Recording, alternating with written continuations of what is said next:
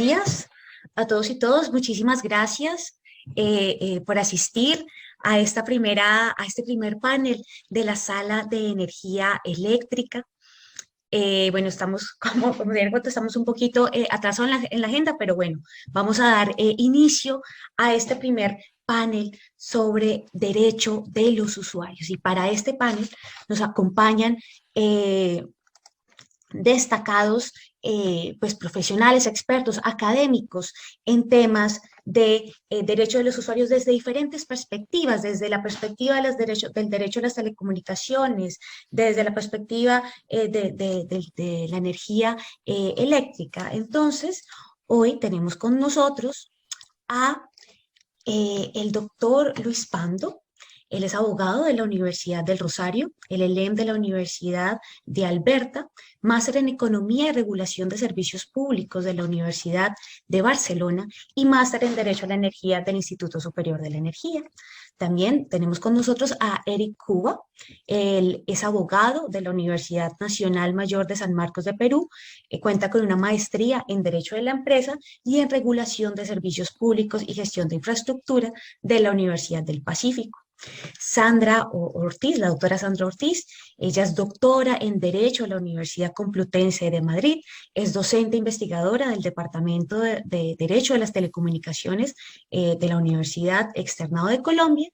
Y también contamos con el doctor Vicente Alberto Karen Poma, quien es abogado graduado en la Pontificia Universidad Católica del Perú, con maestría en Economía y Regulación de Servicios Públicos por la Universidad de Barcelona de España y es candidato a doctor en la Universidad Pontificia Universidad Católica de Perú. A todos ustedes, nuestros queridos panelistas, una gran bienvenida a su panel y por supuesto a los asistentes que nos acompañan hoy. Bueno, para iniciar y no perder, pues dar inicio pues a esta discusión, cedo la palabra al doctor Luis Pando. El doctor Luis Pando nos va a hablar sobre la paradoja de la transición energética desde la perspectiva de los usuarios.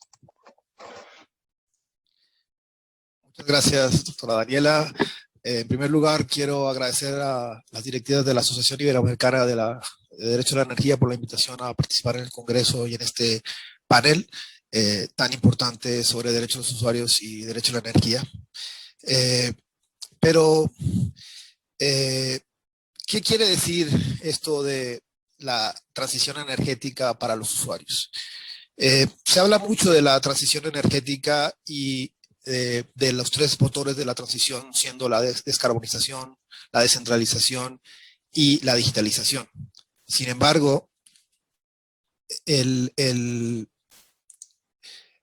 problema es que para los usuarios estos tres motores y la transición energética no se ve de la misma manera.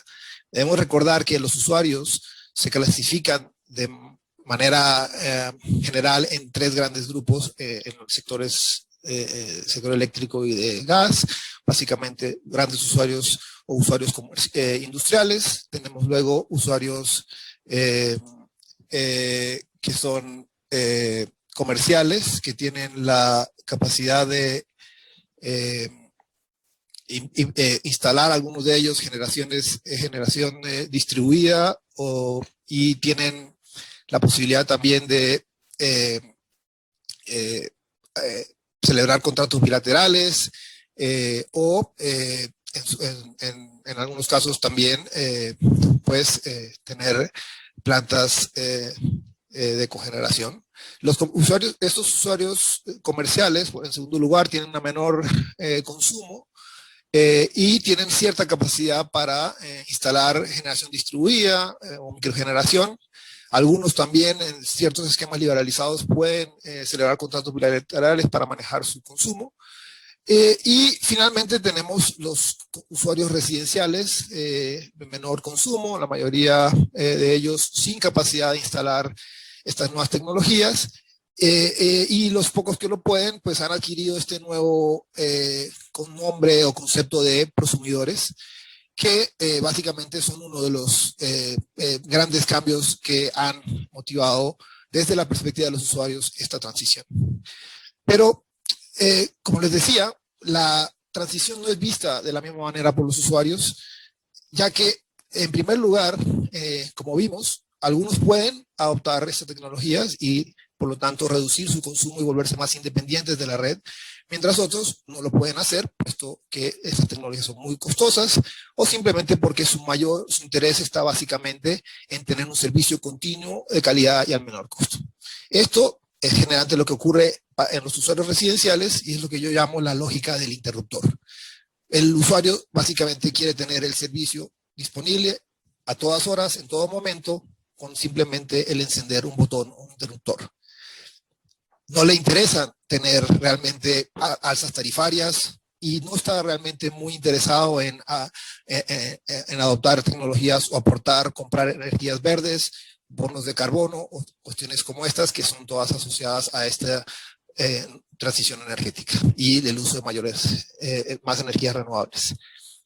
La problemática que se da en este esquema de descarbonizado, donde hay más energías renovables, fuentes descentralizadas y adicionalmente el advenimiento de la digitalización, es que para ciertos usuarios los costos de red no pueden, son trasladados de aquellos usuarios que tienen la capacidad de adoptar estas tecnologías, como los usuarios industriales y comerciales o los de alto poder económico residencial, y esto genera una transferencia de costos de esa demanda que puede instalar estas tecnologías hacia aquella demanda que no la puede instalar, lo cual genera un subsidio cruzado ineficiente e injusto. Este es uno de los mayores retos que deben solucionar los reguladores.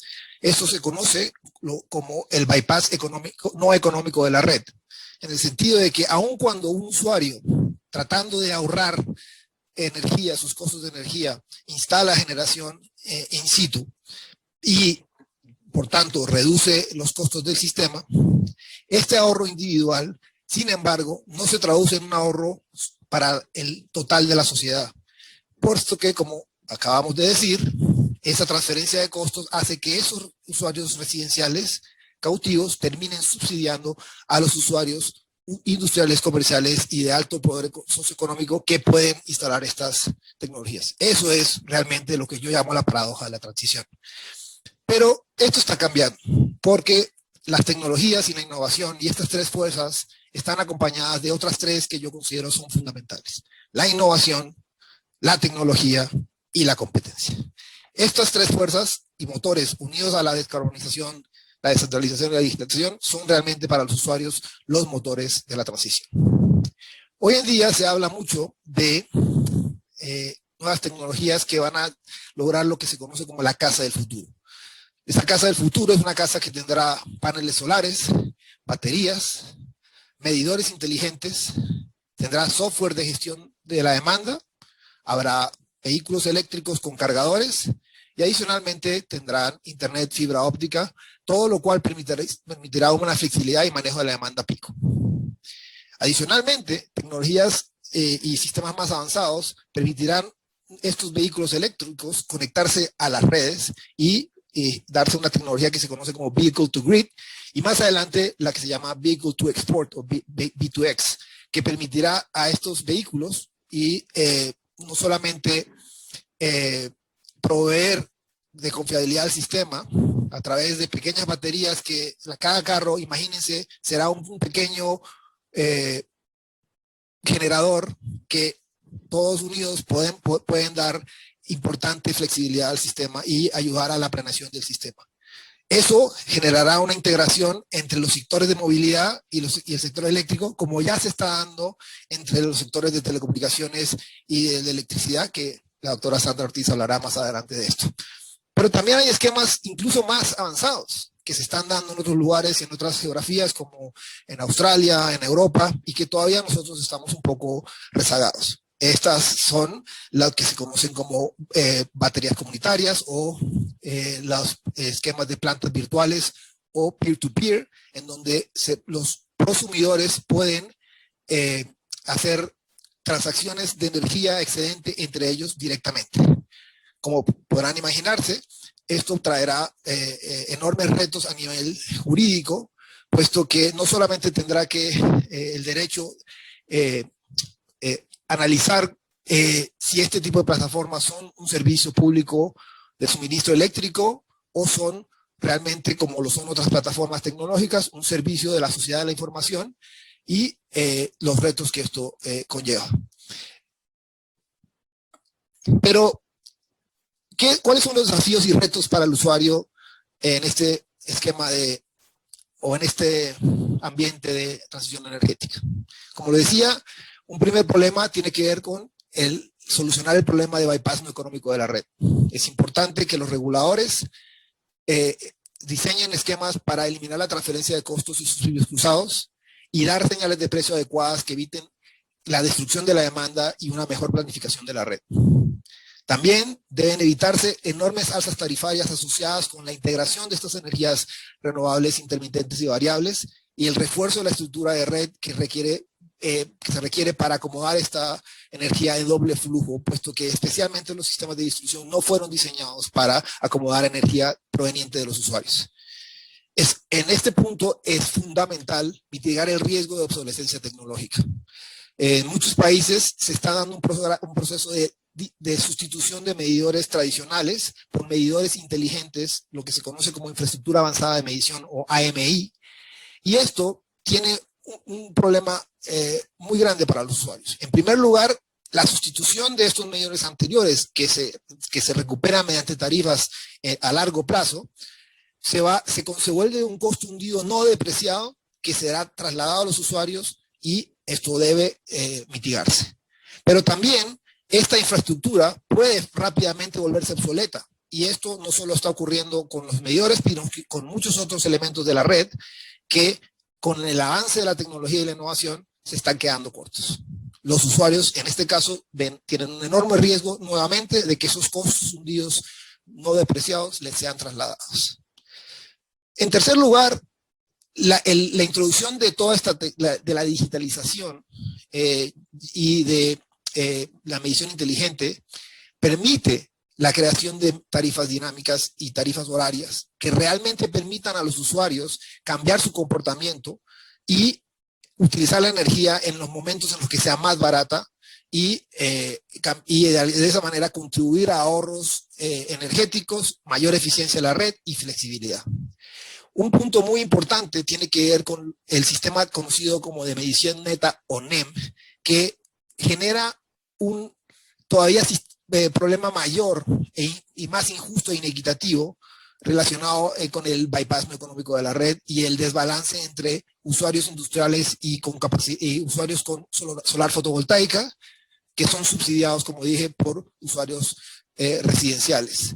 El sistema de medición neta permite que la energía producida por el consumidor sea medida de la misma manera a la energía que es tomada de la red y al mismo precio. Mientras que en un sistema más justo es el de facturación neta o net billing, que permite que al consumidor se le pague a la tarifa del comercializador minorista. Finalmente, tenemos que hablar de dos puntos fundamentales, ya con esto concluyo. Las nuevas actividades que vienen con estas nuevas tecnologías y con la innovación, la pregunta es, ¿debe abrirse estas actividades a la competencia o se debe mantener el monopolio de redes y las empresas de servicios públicos? En mi concepto, como decía, el motor de la competencia, la innovación y la tecnología requiere que se eliminen las barreras a la competencia y que se empiecen a buscar alternativas como las non-wire alternatives o soluciones diferentes a los postes y cables, que se permita que las electrolineras y las baterías y demás sean servicios prestados por terceros que no tengan calidad de empresas de servicios públicos. Y debe darse mayores opciones a los consumidores y los prosumidores, empezar a adoptar estos vehículos eléctricos y estas nuevas tecnologías y cambiar los regímenes regulatorios y legales para que esto pueda ocurrir. Un gran problema que tienen los usuarios es que no entienden estos conceptos de tarifa, demanda pico y tarifas horarias, etcétera. Y por lo tanto, el empoderamiento de los usuarios y la educación y sensibilización del usuario resultan fundamentales. Es un gran problema que tenemos en la mayoría de nuestros países, la falta de representación de los usuarios y la falta especial de representación de los usuarios en los procesos tarifarios. Este problema de transferencia de costos, subsidios cruzados, obsolescencia tecnológica debe discutirse en esos procesos tarifarios. Los intereses contrapuestos de los usuarios industriales de solar fotovoltaica deben ser manejados con los de usuarios residenciales y evitar que esta contraposición de intereses genere una debilitación de la posición del usuario. En conclusión, para llegar al objetivo de llegar a ser carbono neutrales para el 2050, es importante que gobiernos, reguladores, empresas prestadoras y usuarios trabajemos en conjunto y que los costos de la transición no sean trasladados a los usuarios y que esa transición sea rápida y al menor costo posible. Muchas gracias. Muchísimas gracias, doctor Pando.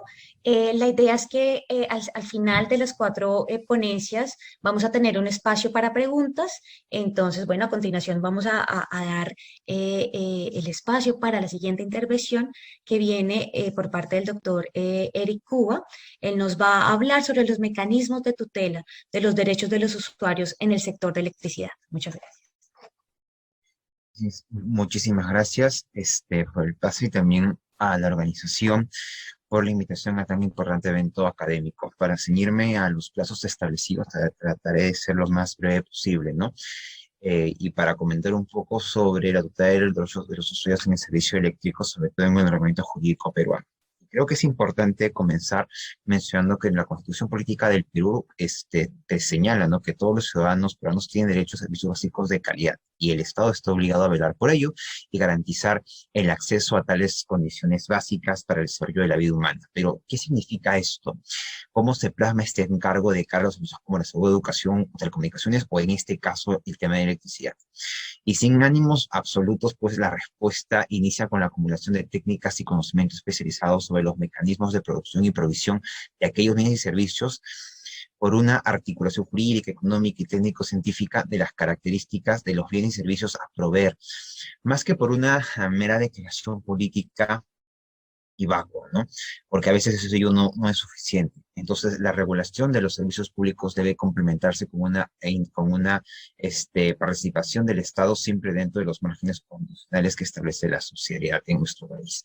Entonces, básicamente, creo que el punto de partida es conocer un poco cómo es el servicio público eléctrico en el Perú y desde la formación de la doctrina francesa del servicio público, se hablaba a veces del derecho de gobernar, ¿no?, que trae consigo el deber de prestar un servicio general que atienda un interés social, que se contrapone a veces con un interés individual y que funge como una articulación del derecho público y la sociedad.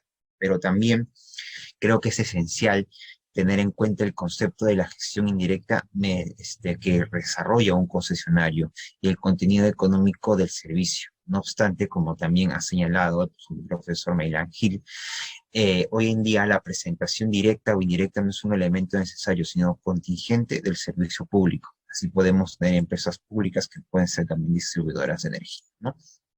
Entonces, no nos vamos a restringir a decir que la calamitosa situación nacional que vivía el mercado eléctrico peruano inicia desde la década de los 90, principalmente debido a empresas públicas que eran ineficientes, así insostenible que el Estado peruano pudiese continuar con la prestación directa de la gran mayoría de servicios públicos, incluido el servicio eléctrico, ¿no? Actualmente muy pocos estados pueden asumir directamente la prestación de un servicio tan altamente complejo y técnico.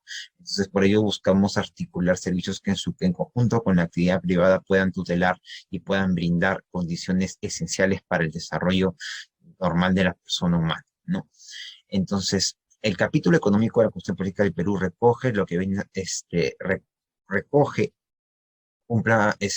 lo que viene a señalarse como que el Estado va a orientar el desarrollo del país y actúa principalmente en áreas de promoción del empleo, y salud, educación, servicios públicos, infraestructura, como está en su artículo 58.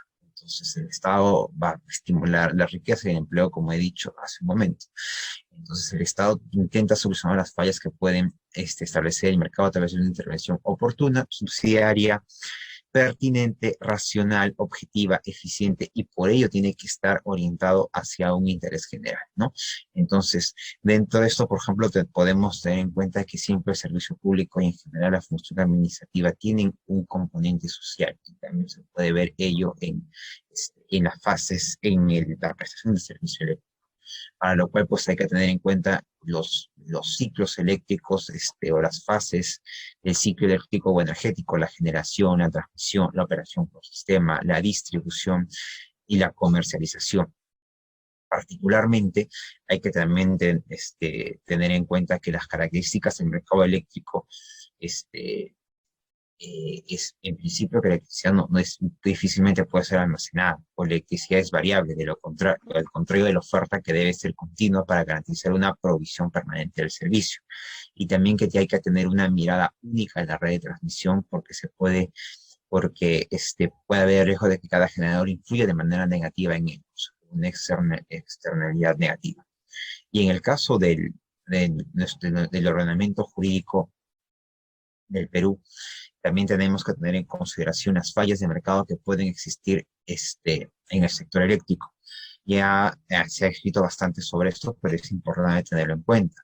En primer lugar, tenemos el poder de mercado, que es cuando una empresa o grupos de empresas puede influir en el precio de un producto y se dice que ésta puede concentrar el poder del mercado. Y como consecuencia de ello, es que se produce una cantidad menor del producto que le generaría mayor bienestar a la sociedad y precios más altos en un contexto de competencia perfecta. En segundo lugar, el monopolio natural.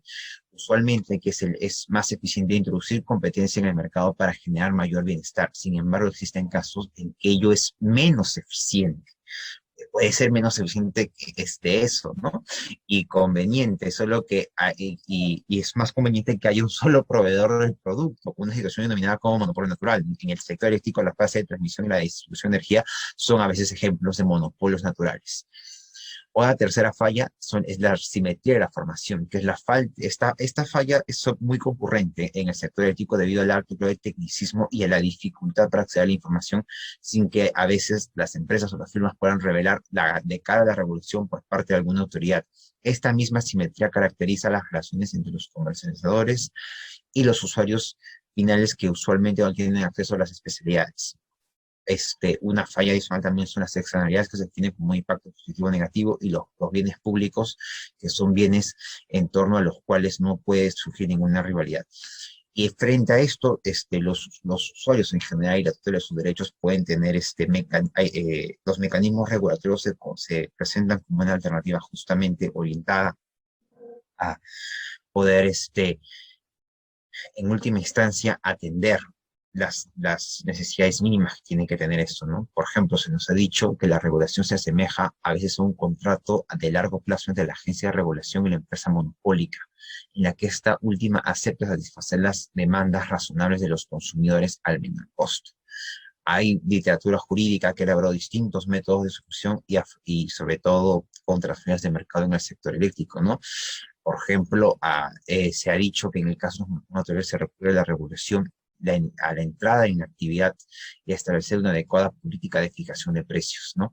También se puede obligar al monopolista a producir una cantidad determinada de un producto a cobrar un precio por ella, conocido como el primer mejor, ¿no? Lo cual significa una pérdida económica para el monopolista.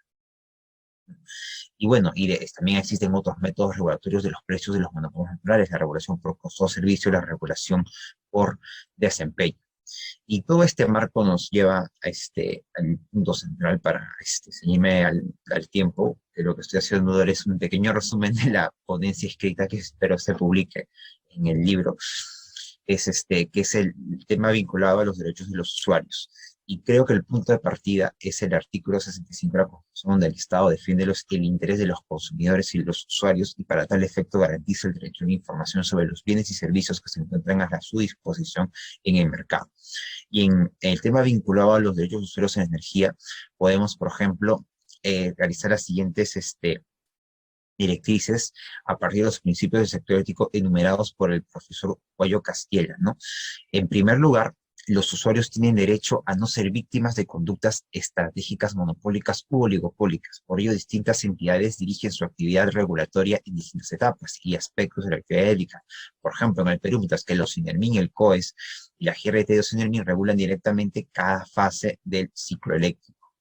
En segundo lugar, los usuarios tienen derecho a la provisión de un servicio de electricidad eficiente, permanente y de calidad y tener acceso a él en la medida en que no cuenten con los recursos mínimos para ello, una misión que le compete al Estado.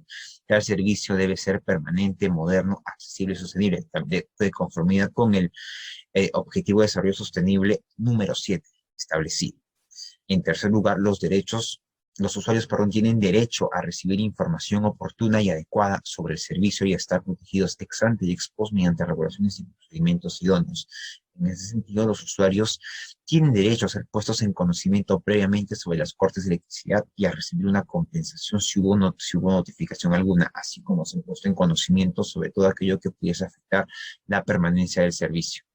En cuarto lugar, el usuario tiene derecho a exigir el cumplimiento de normas vigentes. En quinto lugar, los usuarios tienen derecho a la protección del medio ambiente. En ese sentido, hay que garantizar que el proceso regulatorio se contemplen las externalidades negativas que pueden producir las empresas y elaborar mecanismos preventivos y también fiscalizadores y sancionadores por aquellas acciones que puedan perjudicar en lo que tiene que estar vinculado a la producción de generación de energías limpias, ¿no?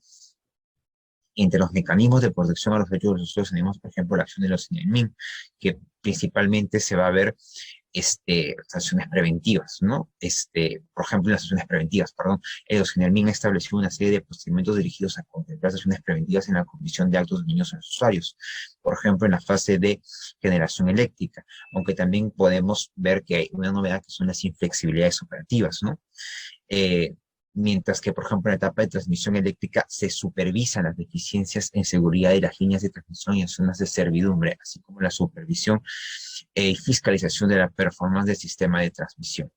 También, por ejemplo, las conductas contrarias a la libre competencia. Tenemos una ley que es la ley 26876, que es la ley antimonopolio y antioligopolio. Aunque esta norma, podemos decir que está derogada porque dentro del nuevo régimen de organizaciones empresariales, bueno, en general esta norma establecía que las empresas generadoras, transmisoras o distribuidoras requieren una autorización previa de la Comisión de Libre Competencia, el INDECOPI, para proceder a cualquier forma de concentración. Entonces, justamente intentar controlar la concentración es de una u otra manera también el de los derechos, porque estamos previniendo quizá una posible posición de dominio de parte de una empresa, ¿no?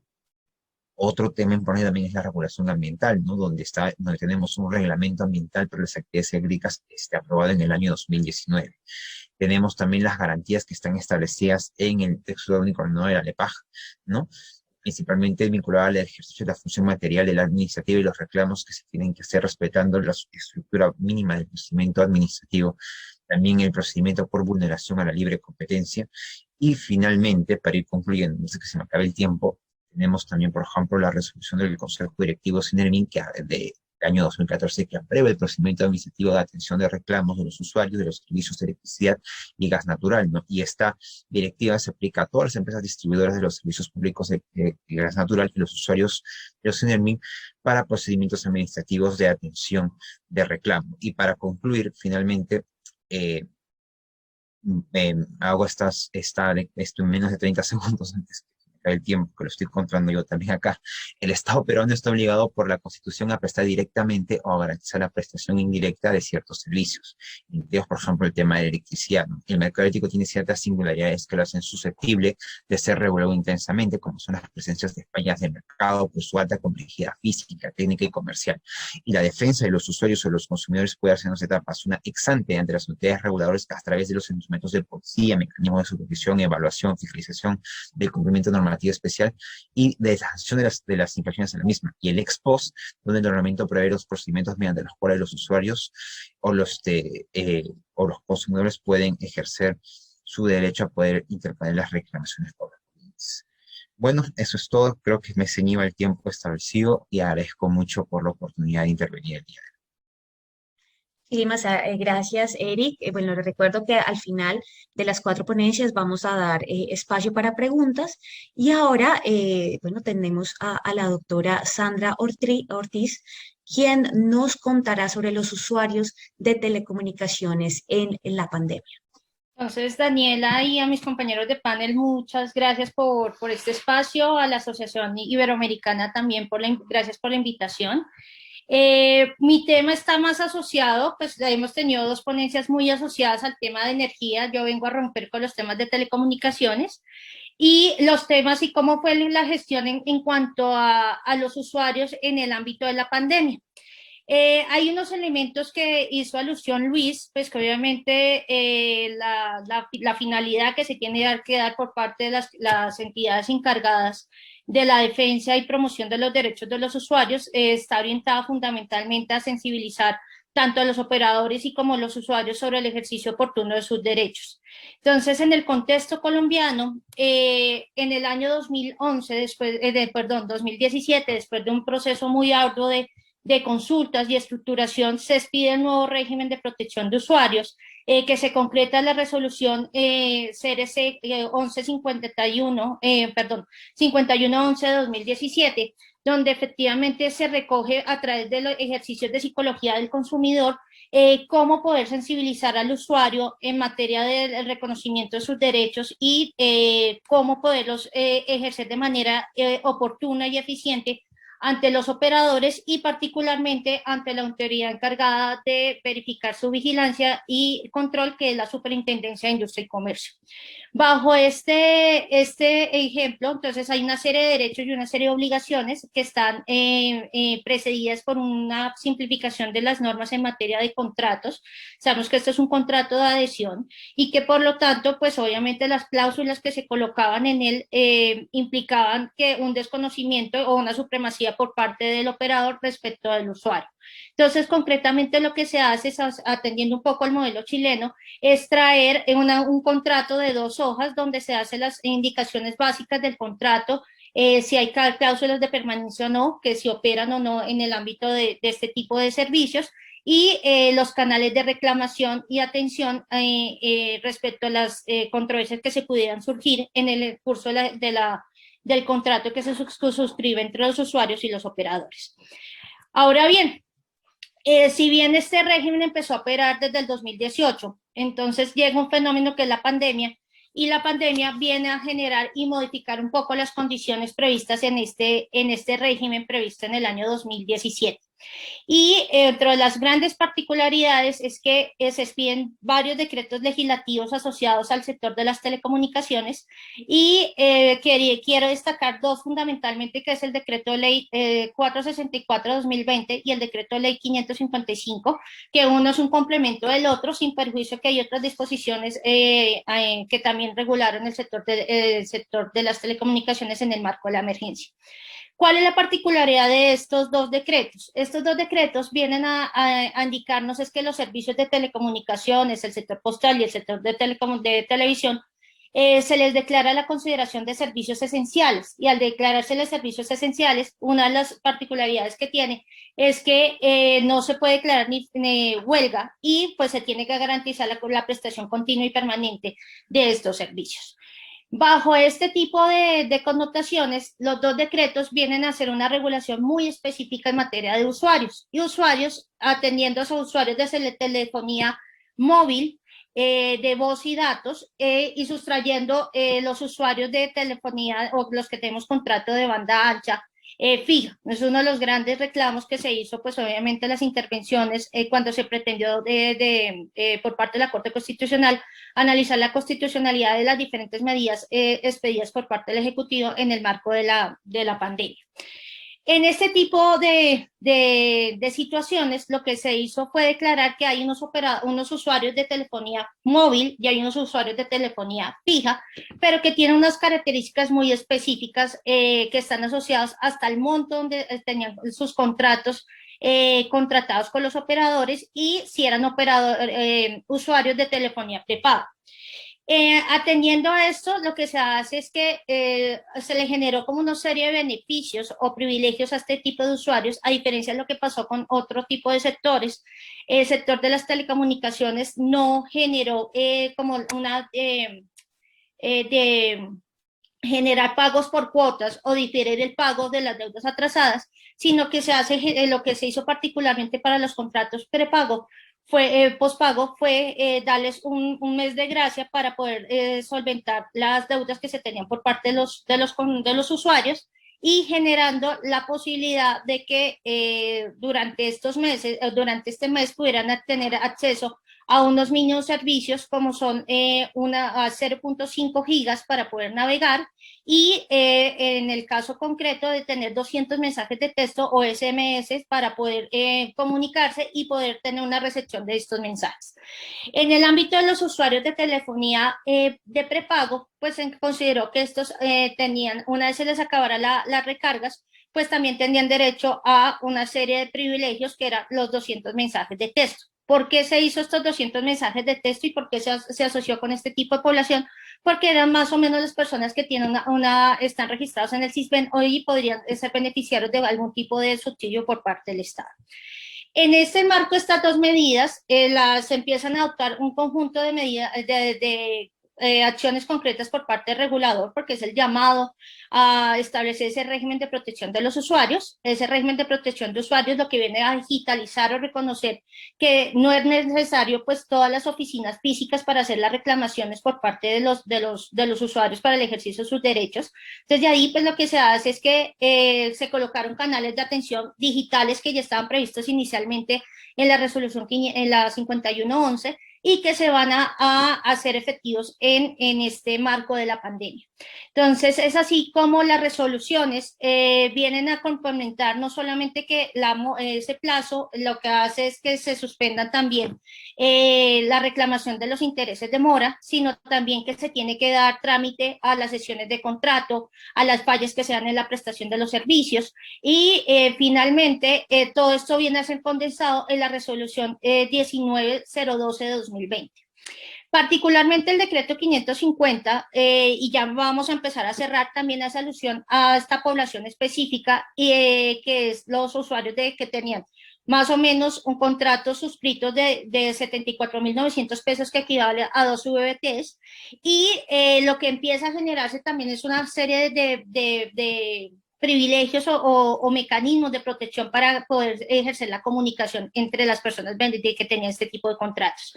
Entonces, así que se da la posibilidad de que estos pudieran hacer recargas como si, a pesar de que no pagaran, pudieran tener contrato como si tuvieran un contrato o un número prepago. El envío también de mensajes, de 200 mensajes de SMS y la recepción de estos mensajes. Y la posibilidad de, sin ningún tipo de restricción, de navegar a 20 páginas seleccionadas por parte del Ministerio de Educación. Atendiendo a que lo que se buscó fundamentalmente era que las personas siempre pudieran tener la posibilidad de estar conectadas y ejercer su derecho a la educación, a la salud y pues a tener los contenidos previamente diseñados por parte del Ministerio de Educación Nacional. Adicionalmente, en el ámbito de los prepagos también se hace que tienen 30 días para el ejercicio de las recargas, 200 mensajes de texto, y lo más importante también de lo que se da en el marco de la emergencia es que el contexto colombiano, que siempre había estado muy proclive a la neutralidad de la red, hace una excepción a la neutralidad de la red y hace una priorización de contenidos. Es decir, que estos contenidos de carácter educativo, de carácter de salud, el ejercicio de las URLs donde estamos trabajando, pues obviamente se les podía priorizar por parte de los operadores, discriminando un poco el tráfico que se da en materia de entretenimiento y otro tipo de actividades que también generó o suscitó algún tipo de controversias por parte de cierto tipo de organizaciones que consideran que el entretenimiento también es otra forma que no requiere priorización. Y ya para cerrar, pues todo el escenario que nos se presentó en el marco de la pandemia hace o generó por parte de la autoridad regulatoria, que ya venía trabajando en modificaciones al régimen de usuarios, a una reforma que se concreta en una resolución que fue expedida, que no tiene más de 2 meses de haber sido expedida, que es la resolución 6242 de la Comisión. Esa resolución pues lo que hace es que en el marco del proceso de simplificación normativa, en el marco también de una mejora regulatoria y por lo tanto con el ejercicio de tener unos mejores y un ejercicio oportuno de los derechos de los usuarios, se vio que la experiencia adquirida por parte en el marco de la pandemia de tener oficinas digitales y de generar mejores mecanismos de eficiencia para atención, hacen que se digitalice gran parte del régimen de protección de usuarios y que esto es como el paso subsiguiente que hace que las reclamaciones sean más eficientes y se generen, ya no sea una competencia entre los operadores por quien me oferta la mejor oferta comercial para satisfacer mis necesidades de comunicación, sino lo que se busca concretamente a través de este tipo de resolución es que a través de la digitalización se pueda mejorar la calidad de la atención del usuario. Entonces ese es como el gran reto que se ha generado en el proceso de haber introducido tangencialmente ya mecanismos del uso y aprovechamiento de las TIC en las relaciones entre usuario y operador, y que se materializa ya en estos canales de atención, donde se pueden hacer sesión de contrato, contratación de tarifa, contratación de servicios, reporte de fallas, y que por lo tanto tienen que cumplir los parámetros establecidos dentro del marco de esta resolución. Dentro del marco de usuarios, si bien sigue un proceso de sensibilización, el gran reto que se tiene en materia de telecomunicaciones está asociado a los otros servicios que se dan o se denominan servicios OTT, que se prestan a través de las plataformas, en el caso de WhatsApp o otras plataformas de comunicación que utilizamos, porque no tienen todas las garantías y mecanismos de protección para los usuarios. Entonces ese es como el marco que nos estamos enfrentando, y de alguna manera las experiencias que se dan en el sector de las telecomunicaciones se replican para otros sectores económicos, principalmente de energía, atendiendo que en el marco de la pandemia, y ya con esto cierro, sí hubo criterios diferenciales, principalmente en lo que fue la posibilidad de pedir las cuotas atrasadas en el pago de los servicios, atendiendo que energía y agua adoptaron por esta medida, y de ahí pues que se haya diferido el pago, y la única medida un poco benéfica que tuvieron cierto tipo de usuarios fue la del descuento del IVA durante 3 meses, que las personas que tuvieron ese contrato de 74.900 pesos, se les descontó el IVA durante 3 meses. Entonces a todos muchísimas gracias por escucharme, y quedo atenta a las preguntas del público. Muchísimas gracias, Sandra, por compartir, bueno, con nosotros las experiencias que se tuvieron, bueno, las experiencias regulatorias que se tuvieron en estas épocas de pandemia en el sector de telecomunicaciones, y muy en esta línea, bueno, de mirar cuál es esa respuesta regulatoria que ha venido teniendo el sector, particularmente el sector eléctrico en Perú. Cedo la palabra al doctor Vicente Alberto Carampoma, quien nos va a comentar sobre esas medidas adoptadas en el régimen de usuarios de electricidad en Perú para enfrentar la COVID. Perfecto, muchas gracias, Daniela. Buenos días a todos, a todas. Yo quiero, antes de iniciar, dar unas palabras de agradecimiento a los organizadores de este tercer congreso de la Asociación Iberoamericana de Derecho de la Energía, y de manera particular al equipo del Departamento de Derecho de Energía de la Universidad Externada de Colombia, liderada por el profesor Luis Fernet, que ha hecho posible la organización de este evento. Para mí es un gusto, y también saludo a mis colegas que me están acompañando en el panel y a los que nos están escuchando. Ya Daniela lo ha adelantado, yo voy a compartir con ustedes en estos 10 a 12 minutos qué es lo que ha sucedido con los usuarios del servicio público de electricidad en el caso peruano. Y paso primero al planteamiento del tema. Producto de la crisis, y no solo sanitaria, sino social, económica, política, producida por la COVID, en todos los sectores y de manera particular en los servicios públicos, hay que poner en relevancia la vigencia de los principios de los servicios públicos, como son la continuidad, la mutabilidad, la igualdad, la universalidad. Y sin lugar a dudas, dentro de estos principios, uno de ellos resulta de especial importancia para poder afrontar la crisis, que es la continuidad. ¿Cuál es el contexto? Y recordemos, ya estamos en este contexto de crisis más de un año.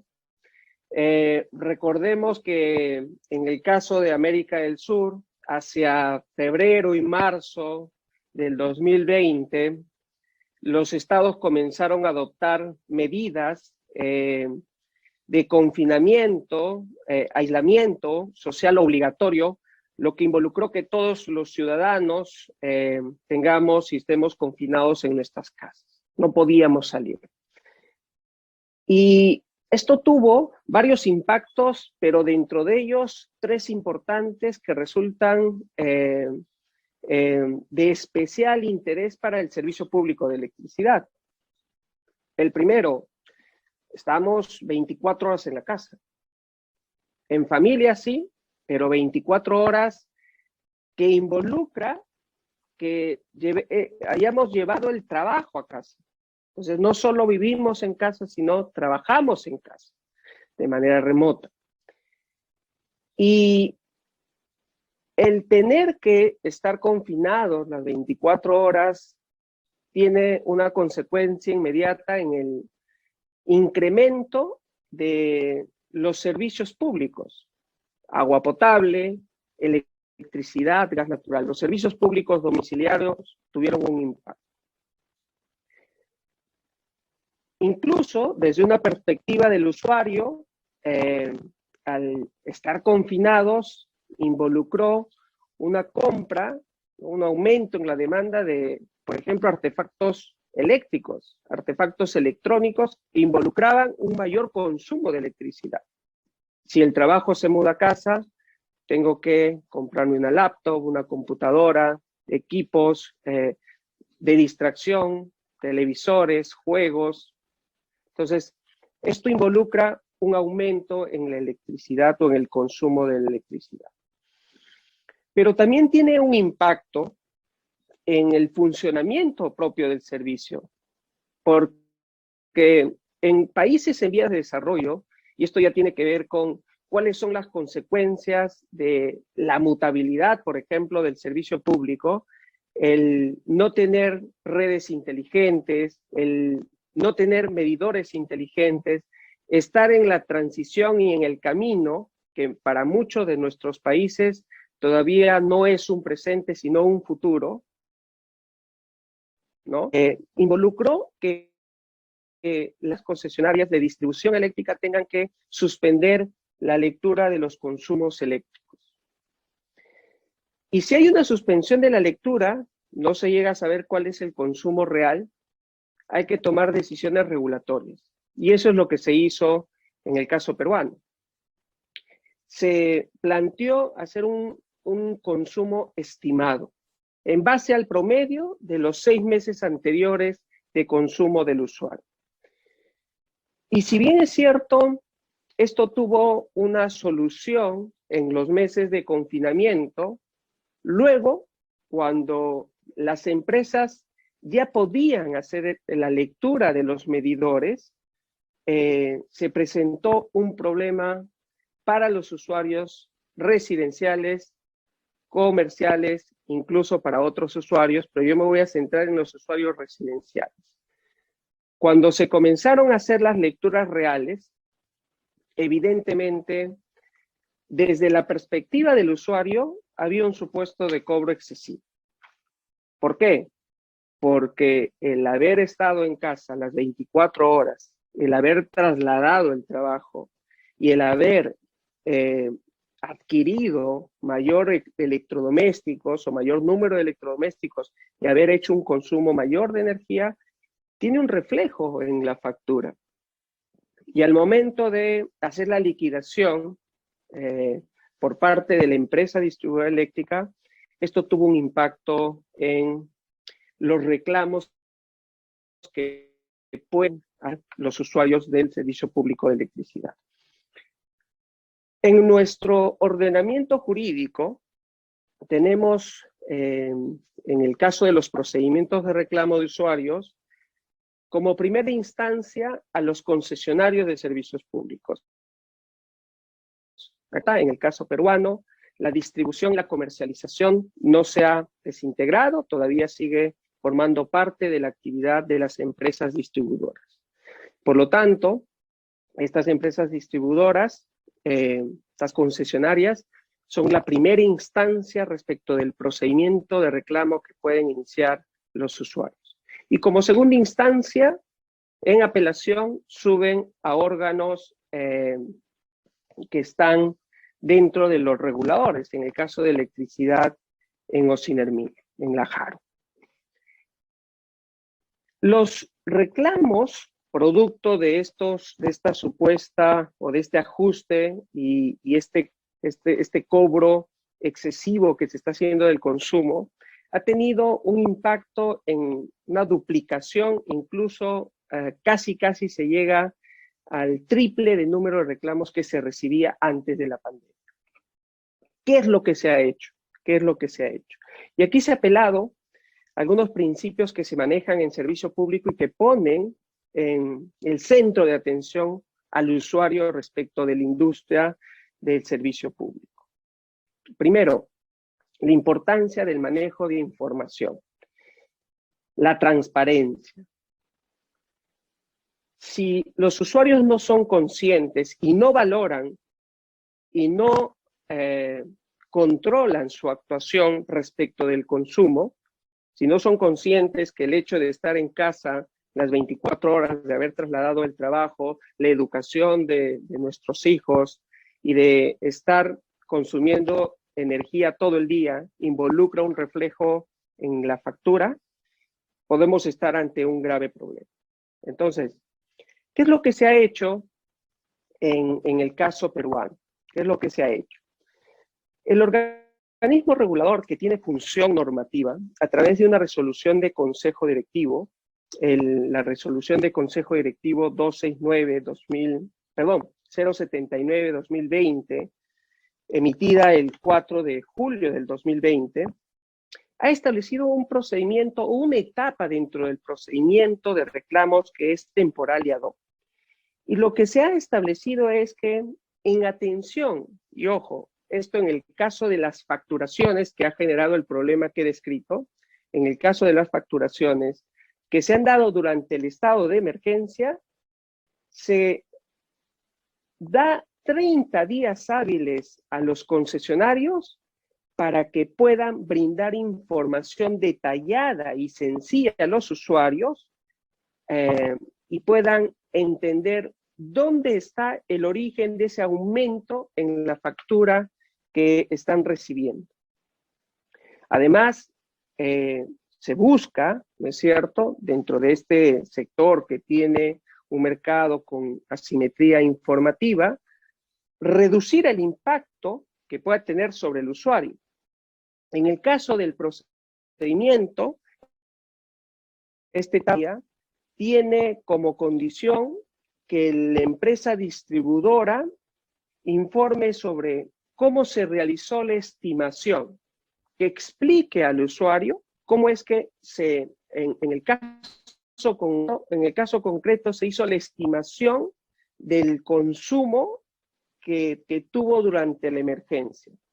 El detalle del cálculo de la liquidación, qué pasó cuando se realizó el consumo real. Los pagos realizados por el usuario, que brinde su estado de cuenta, y además, y esto es importante respecto de otro de los principios vinculados a la universalidad, al acceso universal al servicio, indique si es beneficiario de un bono de electricidad o si está dentro de la política de financiamiento. Entonces, con esto, lo que el organismo regulador busca en el contexto de crisis y dando una respuesta a los problemas que se están presentando, es brindarle al usuario información para que después de haber recibido esa información, si considera y tiene un reclamo que realizar, proceda al inicio del procedimiento de reclamo y esto incluso pueda llegar hasta el organismo regulador. Otro de los impactos que ha producido la crisis de la COVID-19 en los servicios públicos, y no solo en el de electricidad, es el haber acelerado los procesos o las medidas o herramientas que tienen los usuarios para interponer reclamos. Estamos dejando la presentación de reclamos en las oficinas, que todavía está habilitado, por otras alternativas como correos electrónicos, como llamadas telefónicas o utilizar la web de las empresas concesionarias. Entonces el usuario tiene la posibilidad de interponer recursos de reclamos para que entre, si se trata de un tema de facturación, en el contexto y en el periodo de emergencia, pueda recibir esta información que le va a proveer la empresa distribuidora eléctrica. Y un último punto, ya para cerrar mi presentación, está vinculado al acceso universal. Fíjense, en el caso peruano, nosotros tenemos un porcentajes que han ido avanzando, creciendo. En el caso de electricidad, estamos al 2018 teníamos un 99% de acceso en zonas urbanas y un 80% de acceso en zonas rurales, con un promedio del 95.2%. El tema está en qué sucede a raíz del impacto de la COVID-19. ¿Qué sucede con estos usuarios que todavía no han accedido y los que acceden en condiciones de extrema pobreza y pobreza? Ahí el Estado tiene que utilizar y participar de manera directa, y se está haciendo a través del Fondo de Inclusión Social en Energía, que sirve para el desarrollo del servicio universal en el caso peruano.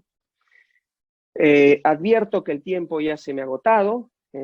Son algunos de los temas que quería traer al panel para poder conversarlos y tratar de responder las preguntas que tengan a bien formular si lo consideran pertinente. Muchas gracias, Daniela. Gracias a todos mis colegas del panel. Muchísimas gracias, doctor Alberto, por su intervención. Entonces abrimos el chat para las preguntas que tengan ustedes, los asistentes, los participantes a este panel. Y bueno, y mientras van llegando las preguntas, bueno, me gustaría hacer ese panorama general de las diferentes aportes de sus intervenciones pues, a este tema del derecho de los usuarios. E iniciaría cómo el derecho de los usuarios empieza a evolucionar desde esa perspectiva tradicional del usuario como el receptor de un determinado servicio y va pues, concatenado con la intervención de Eric, esos derechos de los usuarios, de ese receptor pues, de ese servicio, para pasar, ya lo concateno con la intervención de Luis Pando, del doctor Luis Pando, ¿cómo va a transformarse ese usuario, dejar ese rol pasivo, asumir un rol activo, que es este concepto del prosumidor, que es productor, consumidor, usuario, al mismo tiempo, y cómo empieza a participar directamente pues de la industria eléctrica, ya no solamente como receptor de servicios, sino también como un actor que podría generar algún tipo de beneficio al sistema con, por ejemplo, la energía que empieza a generar, que puede llegar a inyectar al sistema. Y estos nuevos modelos de negocio y estos conceptos de peer-to-peer, de comunidades energéticas, y cómo evolucionamos a un tercer momento, y ese es pues, el momento histórico que vivimos, el tema de la pandemia. Cómo se podría hablar de un derecho de usuario pues de emergencia, de cómo el regulador es el llamado a establecer, a dar una respuesta regulatoria a ese momento de crisis, donde los diferentes usuarios no tienen suficiente dinero para pagar sus obligaciones, sus facturas de servicios públicos, de electricidad, o lo que nos estaba comentando Sandra, pues de sus servicios de celular. Entonces, sí, me parecía importante destacar esos tres momentos o esos tres espacios, pues, que surgen de estas cuatro intervenciones. Y no sé si hay preguntas, pero bueno, la pregunta que me gustaría plantearle y específica, concretamente al doctor Pando y a Sandra, me da la impresión de que la respuesta regulatoria y más esa parte financiera, de algún, no financiera, pero dar algún tipo de alivio a los usuarios en temas de, bueno, pueden pagar por plazos o lo pueden pagar por cuotas o tienen un mes de gracia, que era lo que comentaba la doctora Sandra. O por ejemplo, también acá recordando, mirando mis apuntes de qué es lo que hacen en telecomunicaciones, que les daban 200, bueno, que les dan 200 minutos de texto. Mi pregunta es, ¿estas medidas financieras o de alivio económico van dirigidos a todos los usuarios o solamente a los usuarios es más vulnerables? Y ahí mi pregunta es, bueno, ¿cómo está esa respuesta? Ya no solamente con los usuarios vulnerables, sino también, por ejemplo, con la clase media. ¿Cómo fue esa respuesta regulatoria? Si quieren yo empiezo. Frente a tu pregunta, Daniela, frente a las intervenciones que se hicieron por parte del externado, de la cual pues el equipo de telecomunicaciones y el Departamento de Derecho Constitucional hizo parte, pues fue una de las grandes observaciones porque consideramos que porque el concepto de usuario es un concepto global y que por qué se hace también se hizo esa segmentación porque viene por parte del Ejecutivo y lo que se hace es acogerla por parte del regulador, ¿no? Lo que se consideró que era la población más vulnerable y atendiendo un poco y analizando las estadísticas y los estudios del sector es que se analiza más de que casi un 30 millones de personas tienen suscripciones a contratos prepago. Entonces eran los mecanismos de poder garantizar que estas personas pudieran comunicarse atendiendo que solamente 10 por un 10 o son muy, o sea, si la suma no supera los 8 millones de personas con contratos de suscripción es mucho, o sea, frente a un total de 50 millones de personas que tienen líneas activas o tienen algún tipo de vinculación con la telefonía móvil. Entonces, esa es como esa gran discriminación. Y la otra gran discriminación que se hace es que solamente se miró el segmento de telefonía móvil.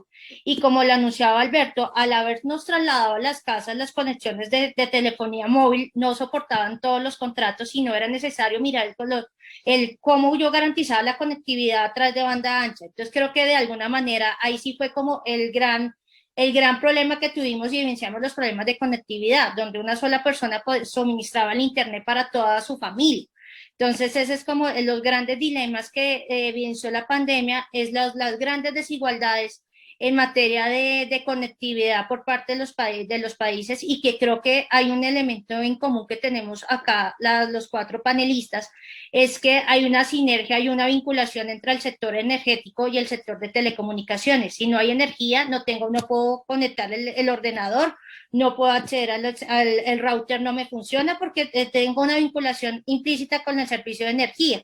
Y las telecomunicaciones, pues obviamente también están suscritas a tener una vinculación de la transmisión que se hace a pesar de que tienen redes propias, en ciertos segmentos se puede utilizar la infraestructura de energía. Entonces hay una vinculación entre los dos sectores y de ahí que hay una protección, ese tipo que garantiza una protección efectiva. En cuanto a tarifas, no sabemos cómo esos beneficios, porque alguien tiene que asumir inicialmente esos beneficios. Entonces, en la carga inicial la tuvo que soportar el operador, pero en algún momento se tendrá que revertir todas esas inversiones que se dieron para mantenimiento del tráfico y que en algún momento se van a ver reflejadas en las tarifas. Entonces, yo creo que la pandemia de alguna manera va a ser cíclica y que pues todo el usuario va a tener que sí pagar por esos beneficios que tuvo en ese marco de esa declaración, de esa declaratoria de emergencia.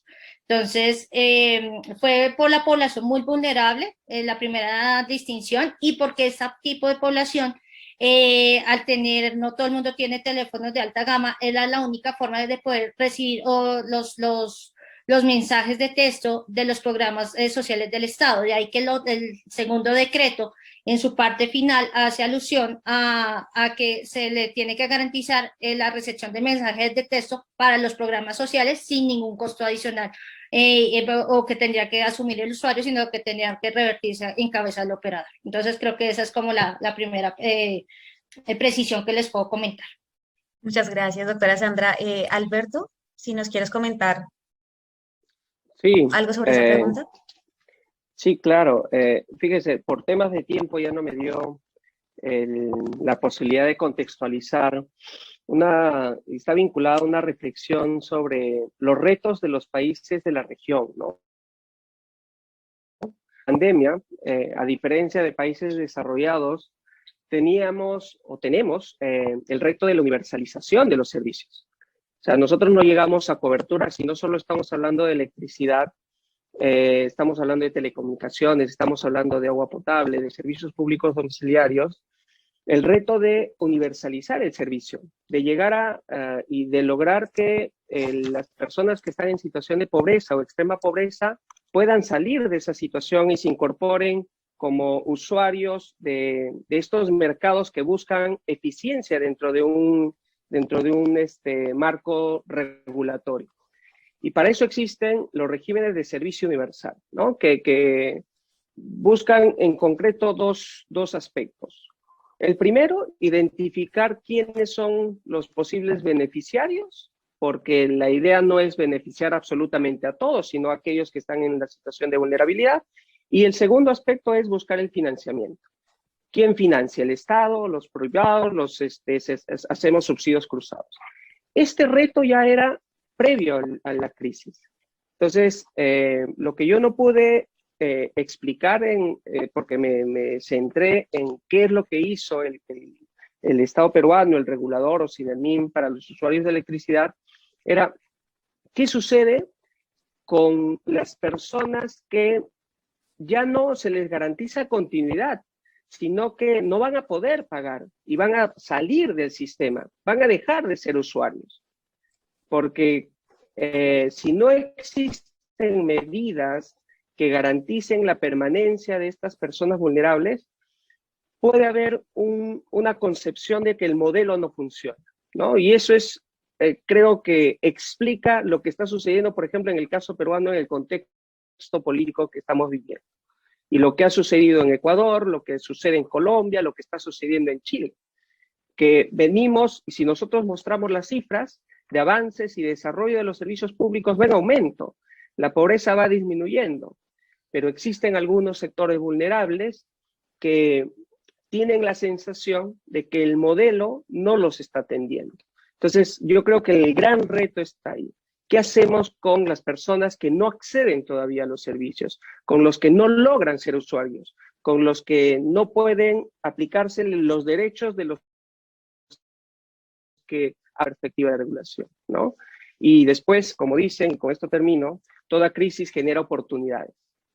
La pregunta es, ¿qué oportunidades nos está generando la COVID-19 para que los estados puedan no solo garantizar la continuidad y los derechos de los usuarios, sino logre conectar a la red a todos aquellos que no están en este momento? Muchísimas gracias, doctor Alberto, por esa reflexión y sí, los retos regulatorios pues, de este momento histórico, claro, en este momento son retos, pero bueno, serán aprendizajes que guiarán la actividad regulatoria, bueno, pues para tener en cuenta estos momentos de emergencia. Bueno, tenemos otra pregunta, esta la dirigiré a Eric y al doctor Pando. ¿Cuál es el límite de los derechos de los usuarios? Es decir, ¿hasta dónde reconocer derechos y no deberes y la eventual afectación de la libertad y desarrollo empresarial si no se pagan las tarifas? Pero bueno, para hacerle, como para ajustarla a las intervenciones, por ejemplo, para el doctor Pando, listo, cuando nosotros hablamos de prosumidores y de eh, em, esa concatenación de dos naturalezas, la de consumidor y la de productor, bueno, la de generador de energía. ¿cómo vendría a ser ese desarrollo en cuanto a derechos y obligaciones? Si, por ejemplo, ese prosumidor podría continuar siendo sujeto a unos derechos de los usuarios, o si ya por esa característica prosumidor debería empezar a actuar o paralelo pues a las mismas obligaciones que tienen los agentes tradicionales del mercado. Eh, entonces, si quieres, empezamos por ahí y ya para Eric, ya tú cómo ves esta parte de limitar los derechos de los usuarios para la eventual afectación de la libertad y desarrollo empresarial. Pero bueno, empecemos con el doctor Pato. Muchas gracias por la pregunta, muy excelente pregunta, y este probablemente es uno de los mayores retos que se tiene a nivel de derecho de la energía. El esquema que se utilice o que se decida en cuanto a regular o no regular estas nuevas actividades o esta nueva calidad del usuario tiene incidencias en cuanto al régimen de protección al consumidor. Por ejemplo, como mencionaba en mi presentación, se habla de peer-to-peer o P2P, que es la posibilidad que tienen los prosumidores y los consumidores de transar los excedentes de energía directamente y crear lo que se conoce como la agregación de diferentes consumidores y prosumidores y crear plantas virtuales como lo está haciendo Google, Amazon y demás, que permiten básicamente y que están cambiando totalmente el esquema de protección al consumidor. Entonces, por ejemplo, en el caso de una plataforma tecnológica que permite transar energía, el consumidor tiene la doble calidad de ser de prosumidor, productor de energía, pero también tiene la calidad de consumidor final de energía y debe estar todavía conectado a la red y tener ese soporte fundamental de la red, puesto que, como todos sabemos, esas energías renovables son intermitentes, variables. El sol no brilla todo el día, el viento no sopla todo el tiempo y por lo tanto tenemos que estar conectados a la red que nos brinda respaldo. Esto tiene importancia en cuanto al régimen jurídico, puesto que en la medida en que, por ejemplo, en una plataforma de estas existe una transacción digital, existe el suministro de energía y adicionalmente un mecanismo de precio, entre estos tres pilares hacen que, digamos, tengamos que meter comercio electrónico, un régimen de responsabilidad civil por el uso de la falla de la plataforma y también un régimen de responsabilidad por la no entrega de la energía que se está transando. Estos tres elementos pueden variar dependiendo de las decisiones que se tomen a nivel gubernamental y regulatorio. Seguramente, si se elige un modelo en el cual sea más competitivo y menos regulado, se sacrificará probablemente los elementos de protección al consumidor para que el consumidor sea más tratado como otro agente de mercado. Por el otro lado, si se busca esto como se lo trata como una plataforma tipo Uber o Airbnb, se deja de tener esa caracterización de servicio público para pasar a ser un servicio de la sociedad de la información y finalmente entonces las reglas de comercio digital, de protección de datos y ciberseguridad se vuelven más importantes, pero se sacrifica el régimen de protección del consumidor. La pregunta también es, ¿qué tipo de régimen de protección opera? ¿Opera el régimen de usuario, de protección del usuario? Por ejemplo, en Colombia, el de la ley 142. ¿Aplicaría el régimen de protección del que hablaron en el sector de telecomunicaciones para la plataforma como tal? ¿Aplicaría el régimen de protección de derecho civil y comercial para las operaciones contractuales?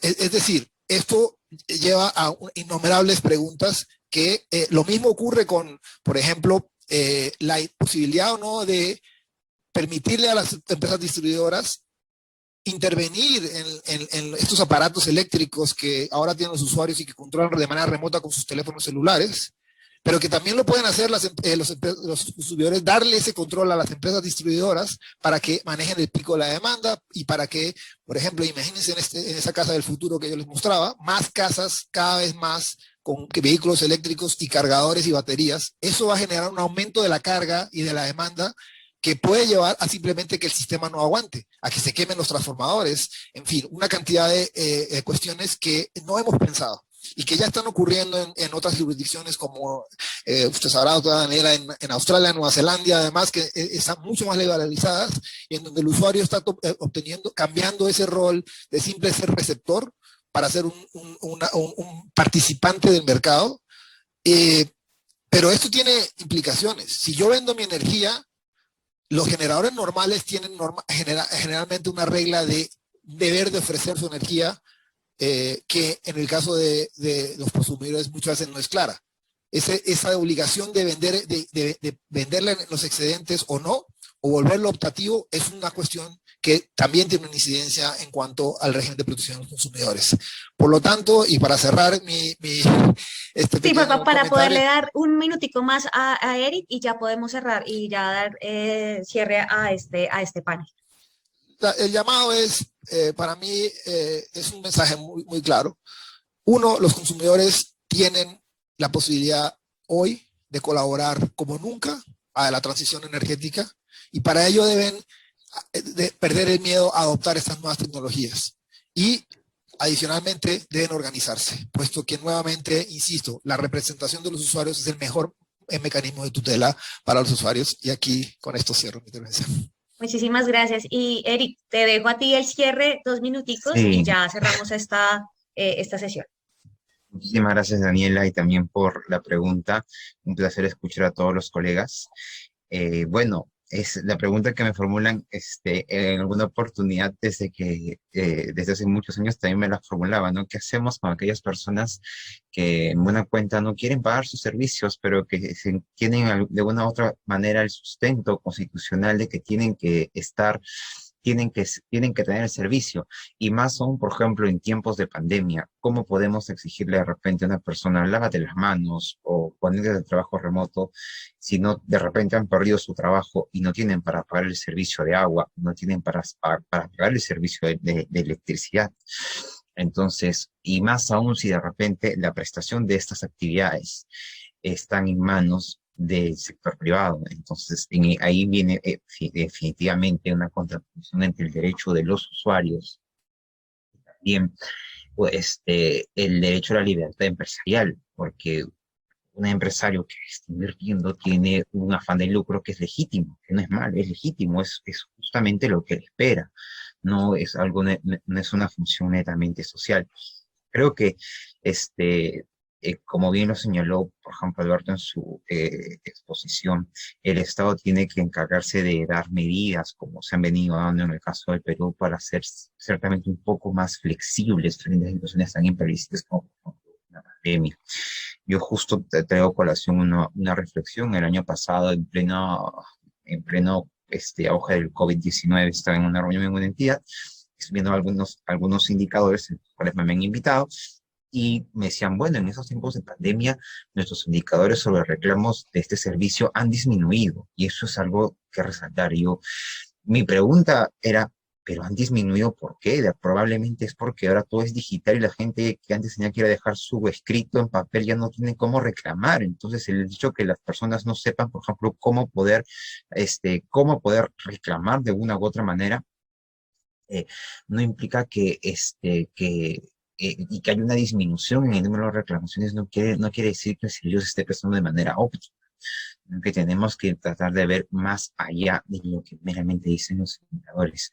Y claro, a mi criterio, pues esta es una reflexión que la traigo aquí, porque tiene mucho también que ver. Me parece que el derecho de los usuarios a la prestación de servicio en situaciones excepcionales como esta amerita probablemente la ayuda por parte de algunas medidas que en coordinación de una manera consensuada dentro de los marcos constitucionales y también en aplicación de la cláusula del Estado Social Democrático de Derecho podamos tener para que los usuarios puedan seguir pudiendo contar con servicios que son netamente esenciales, de electricidad, el agua y el Internet, que actualmente en estos tiempos se hace muy necesario.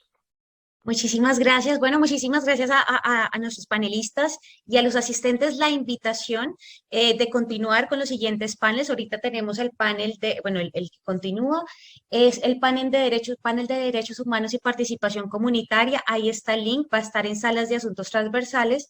Y el panel paralelo es energía social y contenido social. Esa va a estar, se va a estar dando en la sala de hidrocarburos. Ahí les mando los links.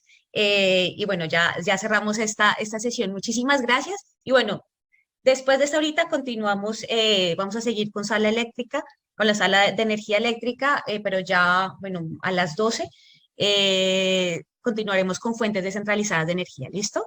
Entonces nos vemos en las otras salas o más tarde en fuentes descentralizadas de energía. Muchísimas gracias.